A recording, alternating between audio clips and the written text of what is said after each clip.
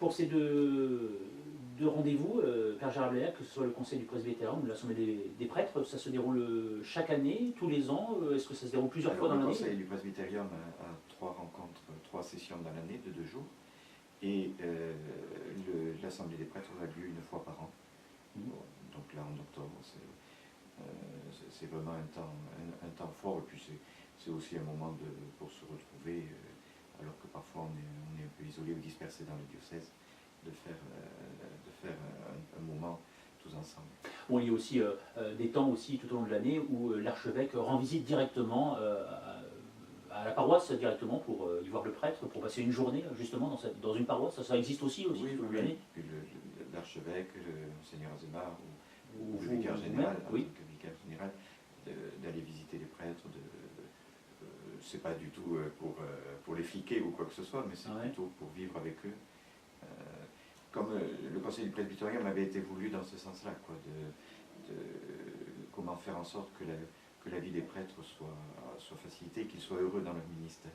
Donc il y a différents, effectivement, en les visitant, c'est une manière avec eux de réfléchir justement pour qu'ils soient heureux dans le ministère.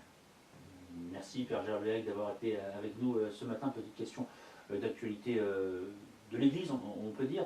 Bientôt l'année jubilaire de la Miséricorde va se conclure pour nous amener à une nouvelle année diocésaine. Pensez-vous que l'on en a fait assez sur la miséricorde, de découvrir ce que c'était que la miséricorde de Dieu? Bien évidemment, on n'aura jamais fait le tour, mais pensez-vous qu'on on a fait assez dans notre diocèse, par exemple? Je pense surtout que ça a été un réveil pour bien comprendre combien la miséricorde de Dieu que nous sentons à travers la manière dont le Christ la vit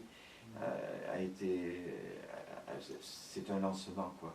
Et le 13 novembre ne sera pas une clôture de cette année, ce sera un envoi, voilà, pour continuer à approfondir cette réalité qui nous anime, qui est la miséricorde de Dieu dans nos vies personnelles, et puis dans la vie de l'Église et dans la vie du monde aussi.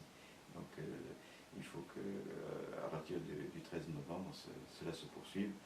On verra de quelle manière, mais on n'arrêtera pas ce qui a été lancé cette année, toute cette réflexion, tout ce dynamisme. Le 13 novembre et autour du 13 novembre, ce sera fait dans les paroisses, pour justement que ce soit plus près du terrain et des gens dans les paroisses prennent vraiment conscience que cette année a été forte et une belle année. Eh bien, merci Père Gérard Blaillac d'avoir été avec nous ce vendredi matin. RCF Magalonero.